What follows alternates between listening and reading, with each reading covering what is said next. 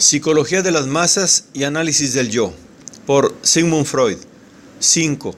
Dos masas artificiales, la Iglesia y el ejército. Por lo que respecta a la morfología de las masas, recordaremos que podemos distinguir muy diversas variedades y direcciones muy divergentes e incluso opuestas en su formación y constitución. Existen, en efecto, multitudes efímeras y otras muy duraderas, homogéneas, esto es, compuestas de individuos semejantes, y no homogéneas, naturales y artificiales o necesitadas de una coerción exterior, primitivas y diferenciadas, con un alto grado de organización. Mas, por razones que luego irán apareciendo, insistiremos aquí particularmente en una diferenciación a la que los autores no han concedido aún atención suficiente. Me refiero a la de aquellas masas que carecen de directores y las que, por el contrario, los poseen. Y en completa oposición con la general costumbre adoptada, no elegiremos como punto de partida de nuestras investigaciones una formación colectiva y relativamente simple, sino masas artificiales, duraderas y altamente organizadas. La Iglesia y el ejército son masas artificiales, esto es, masas sobre las que actúa una coerción exterior encaminada a preservarlas de la disolución y a evitar modificaciones de su estructura. En general, no depende de la voluntad del individuo entrar o no a formar parte de ellas. Y una vez dentro, la separación se halla sujeta a determinadas condiciones cuyo incumplimiento es rigurosamente castigado. La cuestión de saber por qué estas asociaciones precisan de semejantes garantías no nos interesa por el momento, y sí, en cambio, la circunstancia de que estas multitudes, altamente organizadas y protegidas en la forma indicada, contra la disgregación, nos revelan determinadas particularidades que en otras se mantienen ocultas o disimuladas. En la Iglesia, y habrá de sernos muy ventajoso tomar como muestra la Iglesia católica, y en el ejército reina, cualesquiera que sean sus diferencias en otros aspectos, una misma ilusión. La ilusión de la presencia visible o invisible de un jefe, Cristo en la Iglesia católica y el general en jefe en el ejército, que ama con igual amor a todos los miembros de la colectividad. De esta ilusión depende todo, y su desvanecimiento traerá consigo la disgregación de la Iglesia o del ejército, en la medida en que la coerción exterior lo permitiese. El igual amor de Cristo por sus fieles todos aparece claramente expresado en las palabras: de cierto os digo, que en cuanto lo hicisteis a uno de estos mis hermanos pequeñitos, a mí me lo hicisteis. Para cada uno de los individuos que componen la multitud creyente, es Cristo un bondadoso hermano mayor, una sustitución del Padre. De este amor de Cristo se derivan todas las exigencias de que se hace objeto al individuo creyente, y el aliento democrático que anima a la Iglesia depende de la igualdad de todos los fieles ante Cristo y de su idéntica participación en el amor divino. No sin una profunda razón se compara la comunidad cristiana a una familia y se consideran los fieles como hermanos en Cristo, esto es, como hermanos por el amor que Cristo les profesa. En el lazo que une a cada individuo con Cristo, hemos de ver indiscutiblemente la causa del que une a los individuos entre sí. Análogamente, sucede en el ejército. El jefe es el padre que ama por igual a todos sus soldados, razón por la cual son estos camaradas unos de otros. Desde el punto de vista de la estructura, el ejército se distingue de la Iglesia en el hecho de hallarse compuesto por una jerarquía de masas de este orden. Cada capitán es el general en jefe y el padre de su compañía, y cada suboficial de su sección. La Iglesia presenta asimismo una tal jerarquía, pero no desempeña ya en ella el mismo papel económico, pues ha de suponerse que Cristo conoce mejor a sus fieles que el general a sus soldados, y se ocupa más de ellos. Contra esta concepción de la estructura libidinosa del ejército se objetará, con razón, que prescinde en absoluto de las ideas de patria, de gloria nacional, etc., tan importantes para la cohesión del ejército. En respuesta a tal objeción, alegaremos que se trata de un caso distinto y mucho menos sencillo de formación colectiva, y que los ejemplos de grandes capitales, tales como César, Wallenstein y Napoleón, demuestran que dichas ideas no son indispensables para el mantenimiento de la cohesión de un ejército. Más tarde trataremos brevemente de la posible sustitución del jefe por una idea directora y de las relaciones entre esta y aquel.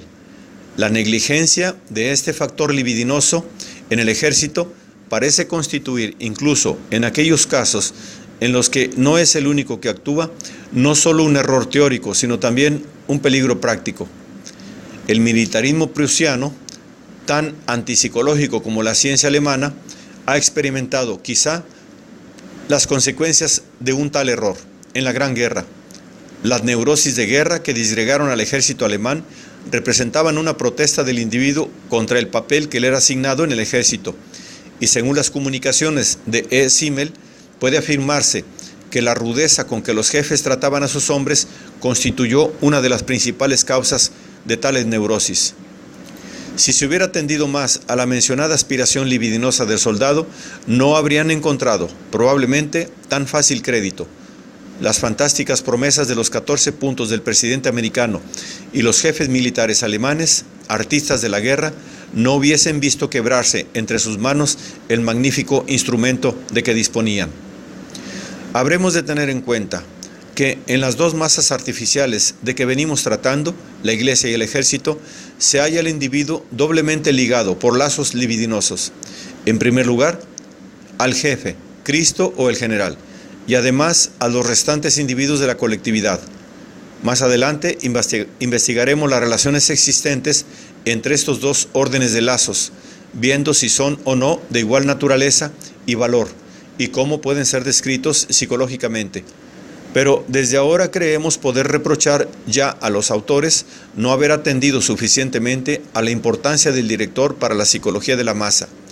En cambio, nosotros nos hemos situado en condiciones más favorables por la elección de nuestro primer objeto de investigación, y creemos haber hallado el camino que ha de conducirnos a la explicación del fenómeno fundamental de la psicología colectiva, o sea, de la carencia de libertad del individuo integrado en una multitud. Si cada uno de tales individuos se haya ligado por sólidos lazos afectivos a dos centros diferentes, no ha de sernos difícil derivar de esta situación la modificación y la limitación de su personalidad, generalmente observadas. El fenómeno del pánico, observable en las masas militares con mayor claridad que ninguna otra formación colectiva, nos demuestra también que la esencia de multitud consiste en los lazos libidinosos existentes en ella. El pánico se produce cuando una tal multitud comienza a disgregarse y se caracteriza por el hecho de que las órdenes de los jefes dejan de ser obedecidas, no cuidándose ya cada individuo sino de sí mismo, sin atender para nada a los demás. Rotos así los lazos recíprocos, surge un miedo inmenso e insensato. Naturalmente, se nos objetará aquí que inadvertimos el orden de los fenómenos y que es el miedo el que al crecer desmesuradamente se impone a toda clase de lazos y consideraciones. McDowell ha llegado incluso a utilizar el caso del pánico, aunque no del militar, como ejemplo modelo de su teoría de la intensificación de los afectos por contagio, Primary Induction. Pero esta explicación racionalista es absolutamente insatisfactoria, pues lo que se trata de explicar es precisamente por qué el miedo ha llegado a tomar proporciones tan gigantescas. Ello no puede atribuirse a la magnitud del peligro, pues el mismo ejército que en un momento dado sucumbe al pánico puede haber arrostrado impávido, en otras ocasiones próximas, peligros mucho mayores. Y la esencia del pánico está precisamente en carecer de relación con el peligro que amenaza y desencadenarse a veces por causas insignificantes. Cuando el individuo integrado en una masa en la que ha surgido el pánico comienza a no pensar más que en sí mismo, demuestra con ello haberse dado cuenta del desgarramiento de los lazos afectivos que hasta entonces disminuían a sus ojos el peligro. Ahora que se encuentra ya aislado ante él, tiene que estimar lo mayor. Resulta, pues, que que el miedo pánico presupone el relajamiento de la estructura libidinosa de la masa y constituye una justificada reacción al mismo, siendo errónea la hipótesis contraria de que los lazos libidinosos de la masa quedan destruidos por el miedo ante el peligro. Estas observaciones no contradicen la afirmación de que el miedo colectivo crece hasta adquirir inmensas proporciones bajo la influencia de la inducción, contagio. Esta teoría de McDowell resulta exacta en aquellos casos en los que el peligro es realmente grande y no existen en la masa sólidos lazos afectivos, circunstancias que se dan, por ejemplo, cuando en un teatro o una sala de reuniones estalla un incendio. Pero el caso más instructivo y mejor adaptado a nuestros fines es el de un cuerpo de ejército invadido por el pánico ante un peligro que no supera la medida ordinaria y que ha sido afrontado otras veces con perfecta serenidad. Por cierto que la palabra pánico no posee una determinación precisa e inequívoca. A veces se emplea para designar el miedo colectivo, otras es aplicada al miedo individual, cuando el mismo supera toda medida, y otras, por último, parece reservada a aquellos casos en los que la explosión del miedo no se muestra justificada por las circunstancias. Dándole el sentido de miedo colectivo, podremos establecer una amplia analogía. El miedo del individuo puede ser provocado por la magnitud del peligro o por la ruptura de los lazos afectivos, localizaciones de la libido. Este último caso es el de la angustia neurótica. Del mismo modo, se produce el pánico por la intensificación del peligro que a todos amenaza o por la ruptura de los lazos afectivos que garantizaban la cohesión de la masa. Y en este último caso, la angustia colectiva presenta múltiples analogías con la angustia neurótica.